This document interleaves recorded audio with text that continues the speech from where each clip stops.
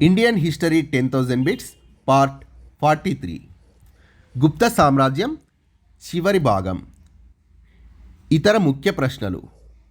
ఎవరి పాలనను గ్రీస్ చరిత్రలో పెరిక్లీస్ మరియు రోమన్ చరిత్రలో అగస్టస్తో పోల్చారు?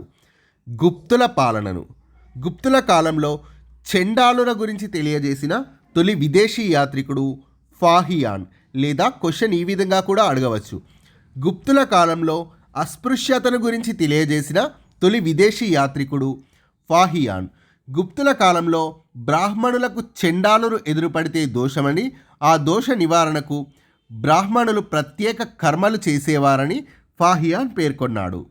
గుప్తుల కాలంలో ప్రజల ముఖ్య వృత్తి వ్యవసాయం. గుప్తుల కాలంలో ప్రధాన ఆదాయం భూమి శిస్తు.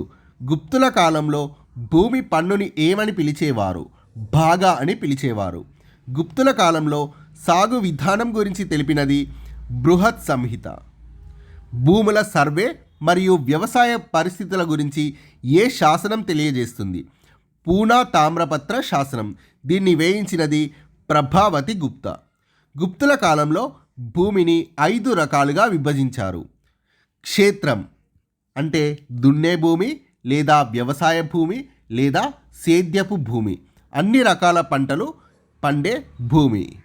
కిలా లేదా కిలం అంటే బంజరు భూమి, 3 సంవత్సరాలుగా పంట పండని భూమిని బంజరు భూమి అంటారు. అప్రహాత అంటే అటవీ భూమి. వస్తి అంటే నివాసయోగ్యమైన భూమి. గోపత్త సార అంటే పచ్చిక భూమి. ఈ విధంగా భూమిని 5 రకాలుగా విభజించారు. భూమిపై హక్కు ఆధారంగా భూమిని 4 రకాలుగా విభజించారు. నివిధర్మ ఇంపార్టెంట్. గ్రహీత శాశ్వతంగా భూమిని పొందుతాడు. నివిధర్మ అక్షయాన. గ్రహీత ఈ భూమి నుండి వచ్చే ఆదాయాన్ని పొందుతాడు, కానీ వేరొకరికి బదిలీ చేసే హక్కు ఉండదు, ఇంకొకరికి ట్రాన్స్ఫర్ చేయలేడు. అప్రత ధర్మ. గ్రహీత భూమి నుండి వచ్చే ఆదాయాన్ని అనుభవించవచ్చు, కానీ దీన్ని ఎవరికి బహుమతిగా ఇవ్వకూడదు, అంటే గిఫ్ట్గా ఇవ్వకూడదు. సో గ్రహీతకు ఈ భూమిపై పరిపాలనా అధికారం కానీ ఈ భూమిని నిర్వహించే అధికారం కానీ ఉండదు. ఈ రెండు కొంచెం సిమిలర్గా ఉంటాయి ఫ్రెండ్స్. ఇది నివిధర్మ అక్షయాణలో బదిలీ చేసే హక్కు ఉండదు, అప్రత ధర్మలో బహుమతిగా ఇవ్వలేడు, మరియు భూమిపై పరిపాలనా అధికారం ఉండదు. భూమి ఛిద్ర న్యాయ.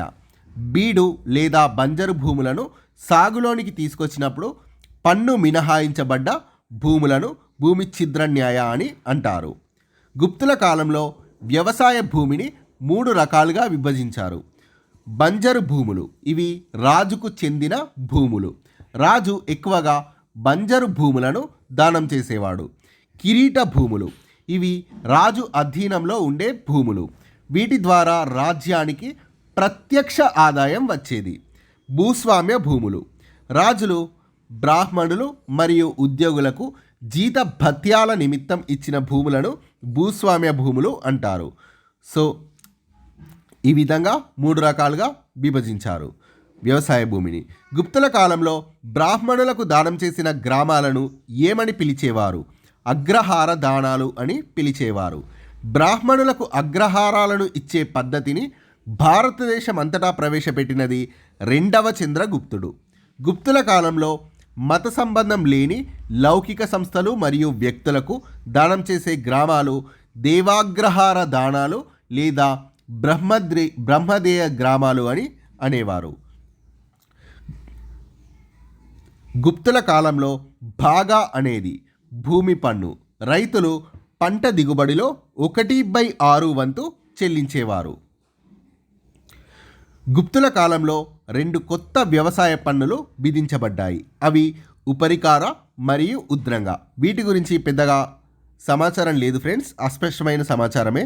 ఉపరికార అంటే తాత్కాలిక అద్దెదారులపై విధించబడే పన్ను. ఉద్రంగ అంటే భూమి పన్ను లేదా నీటి పన్ను లేదా పోలీస్ పన్ను. ఈ 2 పన్నుల గురించి స్పష్టమైన సమాచారం లేదు. సో ఎగ్జామ్లో ఎలా అడగొచ్చంటే ఉపరికార మరియు ఉద్రంగ అనేవి గుప్తుల కాలంలో వీటిని ఏమనేవారు అని, సో ఇవి వేటికి సంబంధించినవి అని అడిగేవారు. సో గుర్తుపెట్టుకోండి, ఇవి పన్నులు, వ్యవసాయంపై విధించబడ్డ పన్నులు. గుప్తుల కాలంలో పండ్లు, వంట చెరకు రూపంలో గ్రామస్తులు చెల్లించే పన్నును ఏమని పిలిచేవారు? భోగా అని పిలిచేవారు. గుప్తుల కాలం నాటి క్రూరమైన పన్ను బలి. బలి అంటే అర్థం ప్రజలు రాజుకు స్వచ్ఛందంగా సమర్పించే పన్ను. మౌర్యుల కాలంలో బలి పన్ను స్వచ్ఛందంగా ఉండేది, కానీ గుప్తుల కాలంలో బలి పన్ను తప్పనిసరిగా చెల్లించాలి. స్వచ్ఛందంగా అంటే చెల్లించాలి అనుకుంటే చెల్లించేవారు, లేదు అంటే లేదు, వారి ఇష్టంగా ఉండేది. కానీ గుప్తుల కాలంలో బలి పన్ను అనేది తప్పనిసరి చేశారు. ప్రజలు రాజుకు తప్పనిసరిగా బలి పన్నును చెల్లించాలి. గుప్తుల కాలంలో రాజుకు బంగారు నాణేల రూపంలో చెల్లించే పన్నును ఏమని పిలిచేవారు? హిరణ్య అని పిలిచేవారు. గుప్తుల కాలంలో పశ్చిమాన ఉన్న ప్రధాన ఓడరేవు బరుకచ్చం ఓడరేవు ద్వారా రోమ్ మరియు పశ్చిమ దేశాలతో వ్యాపారం జరిగేది. గుప్తుల కాలంలో తూర్పున ఉన్న ప్రధాన ఓడరేవు తామ్రలిప్తి ఓడరేవు ద్వారా శ్రీలంక, చైనా, ఇండోనేషియా దేశాలతో వ్యాపారం జరిగేది. గుప్తుల కాలంలో కొన్ని గ్రామాల సముదాయాన్ని ఏమని పిలిచేవారు? బిత్తి అని పిలిచేవారు. Thank you friends. Please subscribe this channel.